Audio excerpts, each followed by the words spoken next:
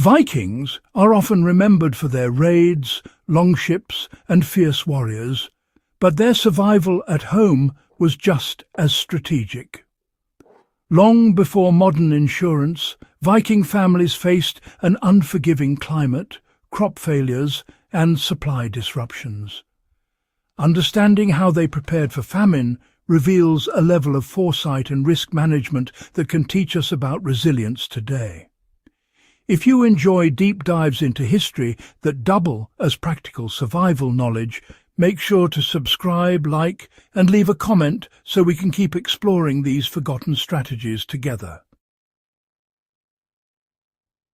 Viking farms were diversified to minimize risk.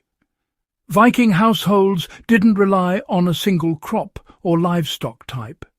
They grew barley, rye, oats, and sometimes wheat, ensuring that if one crop failed, others could still provide sustenance.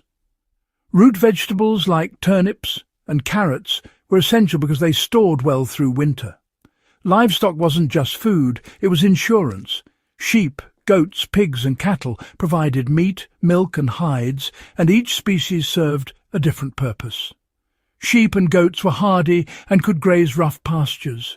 Pigs could forage in forests, and cattle were labour animals and a source of milk. Viking families understood the value of redundancy. In practical terms, modern homesteaders can replicate this approach by growing multiple staple crops and maintaining diverse small livestock, reducing dependence on any single resource. Preserving food was a cornerstone of survival. Storage technology determined whether a family survived famine. Vikings mastered drying, smoking, salting and fermenting. Fish from rivers and the sea was dried or smoked in special huts called jarlur. Meat was salted or smoked to last months. Dairy products were turned into cheese or skyr, which could be stored for extended periods without refrigeration. Grain was stored in raised wooden bins to avoid moisture and rodents. Survivalists today can learn from this by prioritizing long-lasting preservation methods, curing meat, fermenting vegetables, or using airtight storage to extend shelf life.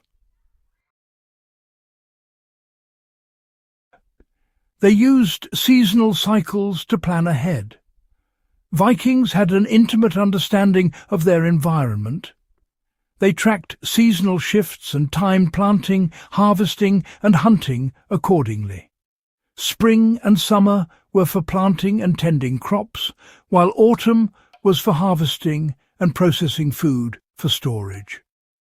Winter was not a time for idleness. It was for repairing tools, maintaining storage facilities, and preparing seeds for the next season.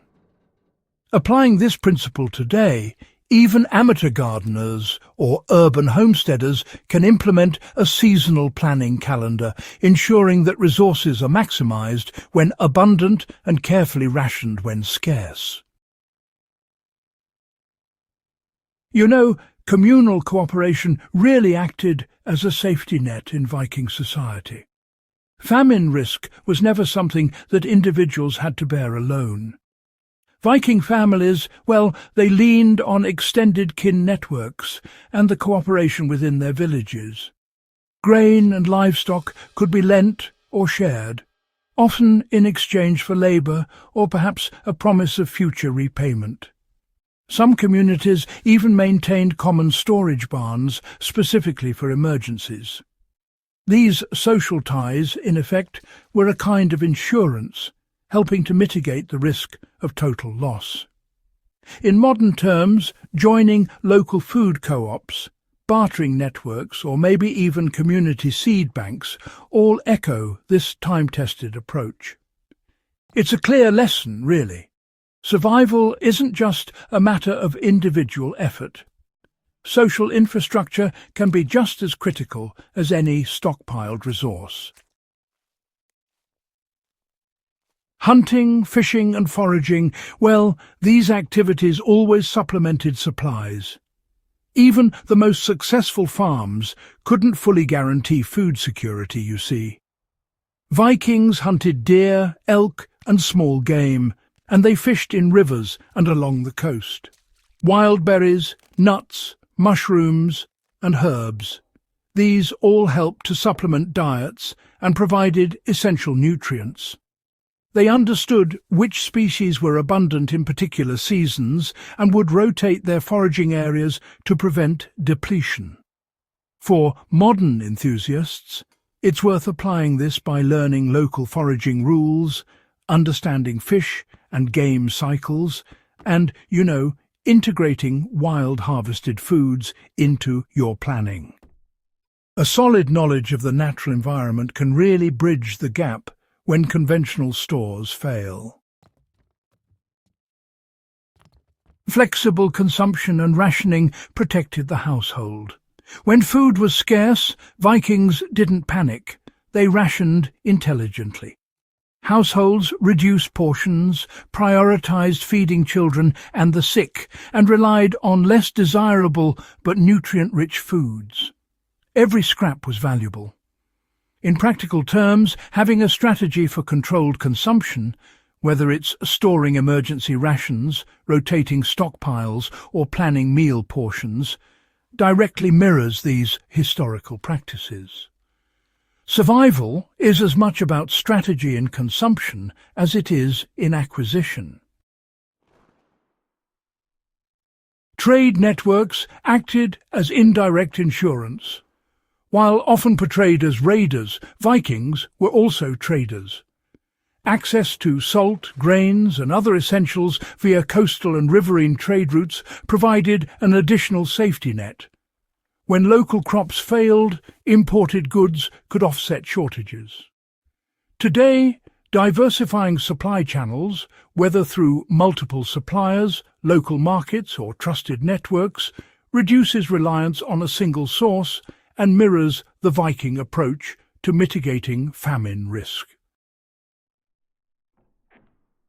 Vikings faced scarcity with preparation, foresight and cooperation. Their methods, diverse farming, preservation techniques, seasonal planning, communal sharing and strategic hunting, offer a blueprint for resilience that remains relevant. Modern survivalists, historians and enthusiasts can draw actionable lessons from these practices, whether in urban homesteads, rural farms or personal emergency planning. If you found this guide valuable, don't forget to subscribe to Warpaths of Europe, like the video, and leave a comment sharing your thoughts or survival strategies inspired by history. Share this with friends who love history and practical knowledge, because these lessons from the past are worth preserving.